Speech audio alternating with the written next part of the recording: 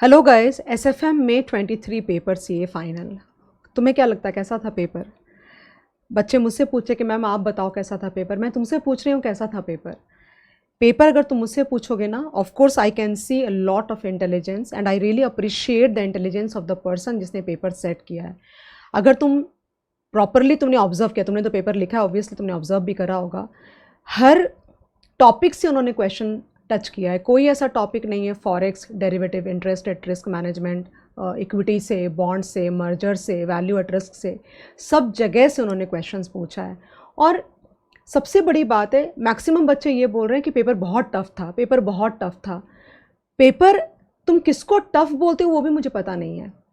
Okay, तो basically इसमें बात ये है ना कि अगर मान लो कि कोई ट्रेंड वाइज अगर किसी सब्जेक्ट का पेपर इजी आ रहा है, मान लो कि कट पेस्ट आ रहा है, सपोज करो, उसको इजी बोलते हैं कि जो वो 500-700 क्वेश्चंस होते हैं उसकी एक लिस्ट बनी हुई रहती है, उसमें से पेपर आ गया तो पेपर बहुत ईजी था।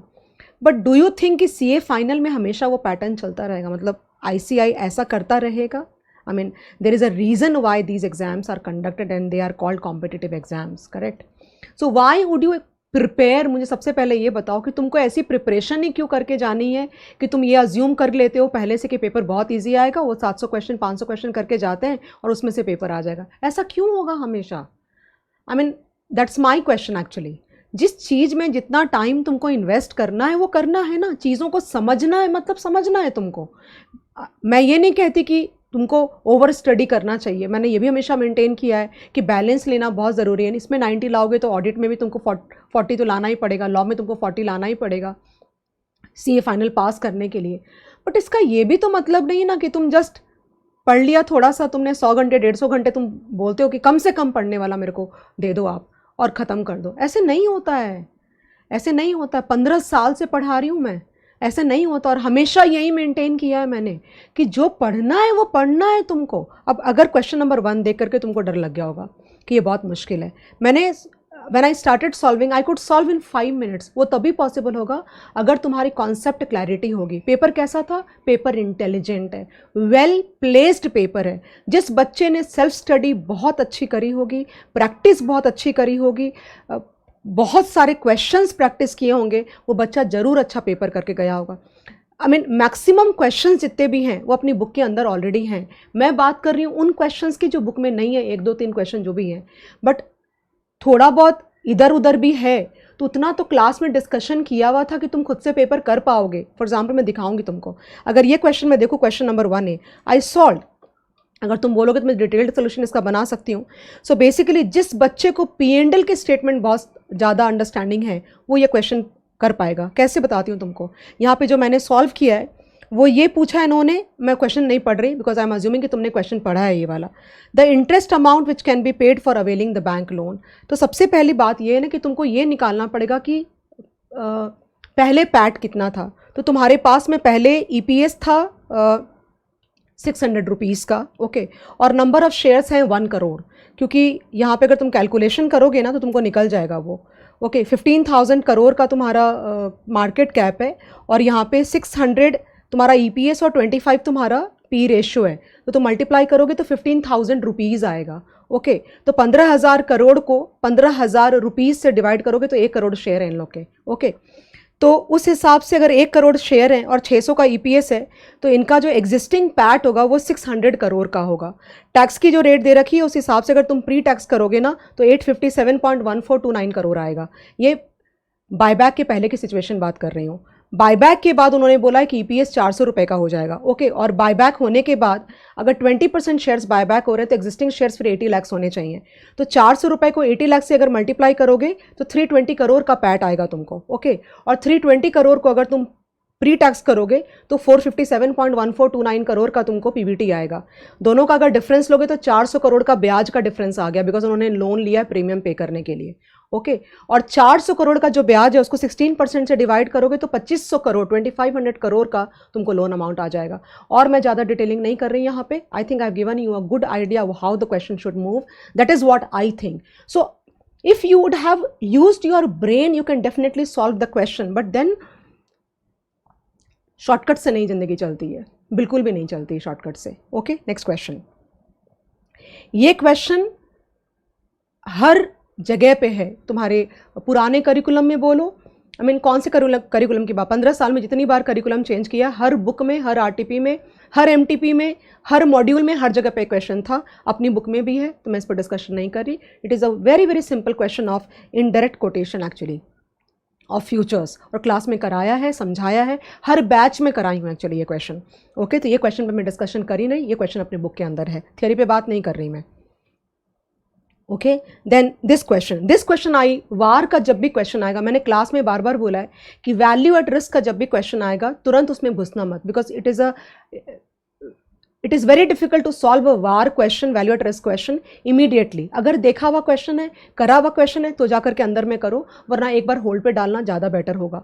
तो अभी यहाँ पे तुम्हारी जो जजमेंट है, your judgement will be of great use that what categories are you choosing. Okay, so 2 का a suppose we do not know, I am not discuss भी नहीं कर रही मैं, बना के सोल्यूशन तुमको दे दूंगी अगर तुमको चाहिए होगा तो, अगर मैं उसमें जाऊंगी तो फिर टाइम लग जाएगा. But it is a doable question completely.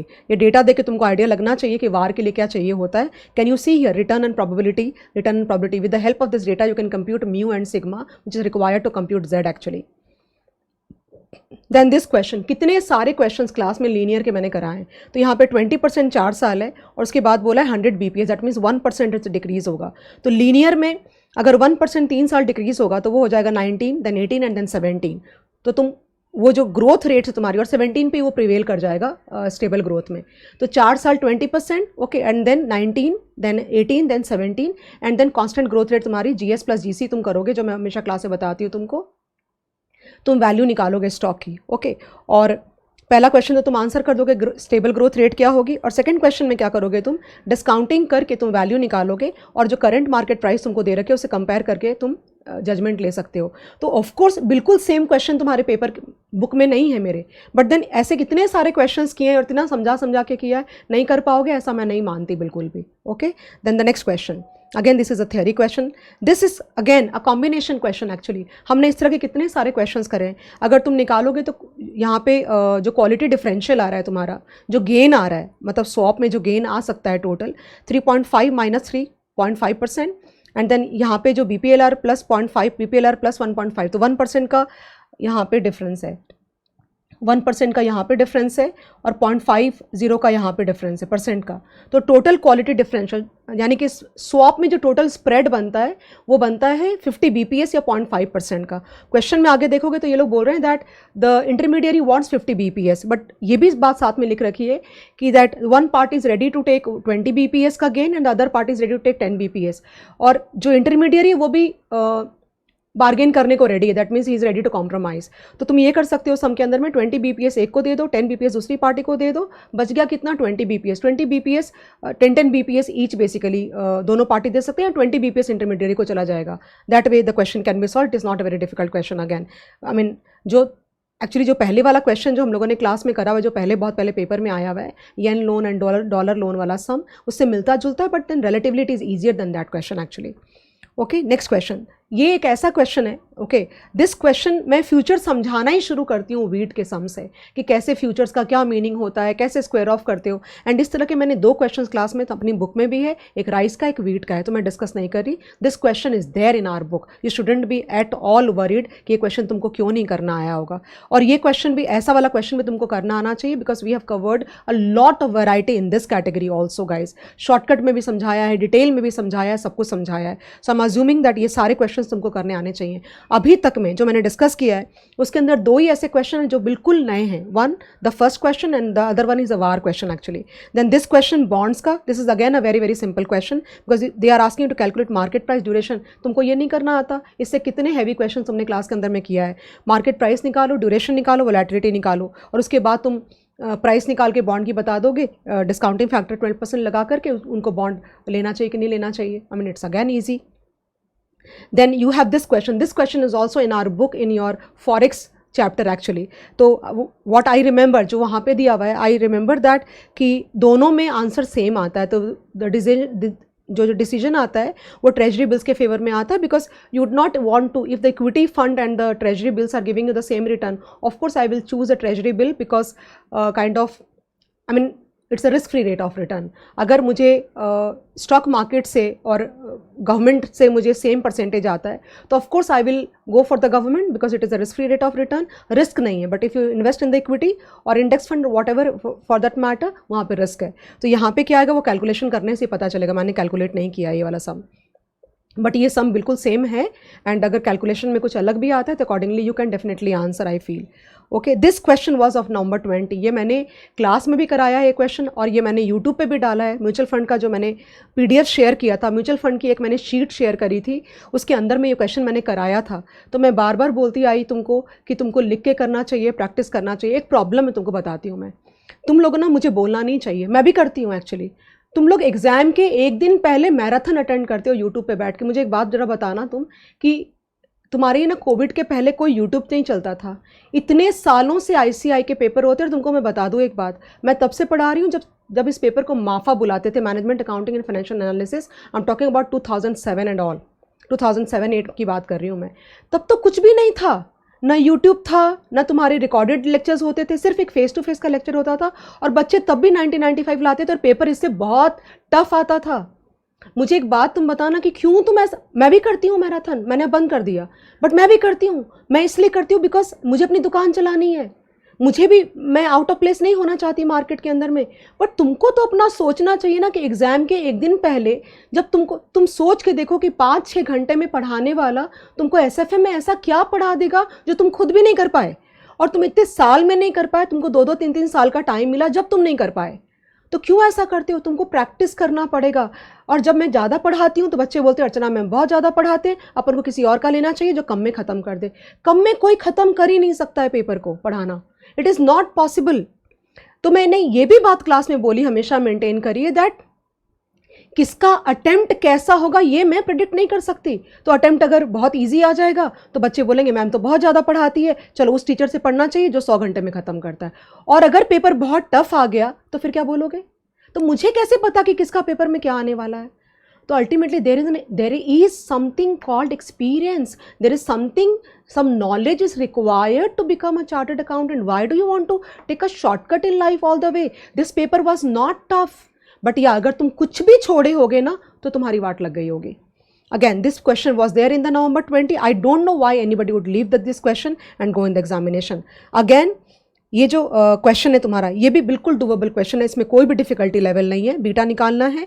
और I mean this question was again, मैंने वो जो एक वीडियो है सेम वीडियो के अंदर में ये बी भी है और ये ए वाला क्वेश्चन भी दे रखा है, मैंने दोनों कराए हैं सब, और वो भी यूट्यूब के ऊपर में दिया हुआ है। Again this question, this is a very very normal question of merger and acquisition. So I think guys ऐसा ये पेपर बिल्कुल बी क्वेश्चन, ये क्वेश्चन मैंने यूट्यूब पे भी डाला हुआ है, क्लास में तो पढ़ाती हूँ, तुम्हारे इसमें भी है। कुछ बच्चे बोल रहे हैं इसमें गलती, मैंने अब तक चेक नहीं किया क्या गलती है, मुझे सॉल्व करना पड़ेगा और मुझे चेक करना पड़ेगा क्या इसके अंदर में गलती है।